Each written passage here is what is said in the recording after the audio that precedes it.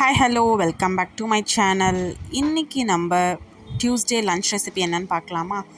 நல்ல காரசாரமான சேப்பக்கிழங்கு கத்திரிக்காய் போட்டு ஒரு சூப்பரான காரக்குழம்பு.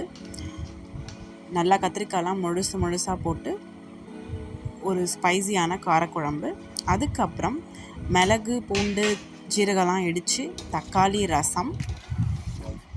இதுவும் நல்லா ஸ்பைஸியாக இருந்துச்சு. டேஸ்ட்டு ரொம்ப சூப்பராக இருந்தது. அதுக்கப்புறம் ஒயிட் ரைஸ் டேரெக்டாகவே நான் குக்கரில் வச்சாச்சு. நல்லா சாஃப்டாக இருந்தது. அர்ஜென்ட்டுக்கு குக்கரில் வச்சுப்போம், இல்லைனா சாதம் வடிச்சுப்போம். இதுதான் இன்றைக்கான லன்ச் ரெசிபி.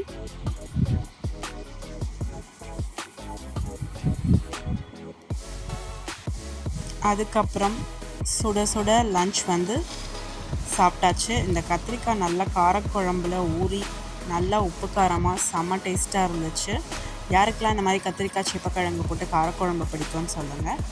நல்லா முழுசாக போட்டு நம்ம இந்த எண்ணெய் கத்திரிக்காய், அதுக்கப்புறம் மசாலா கத்திரிக்காய் அந்த மாதிரிலாம் செஞ்சோன்னா கத்திரிக்காய் ரொம்ப டேஸ்ட்டாக இருக்கும் சாப்பிட்றதுக்கு.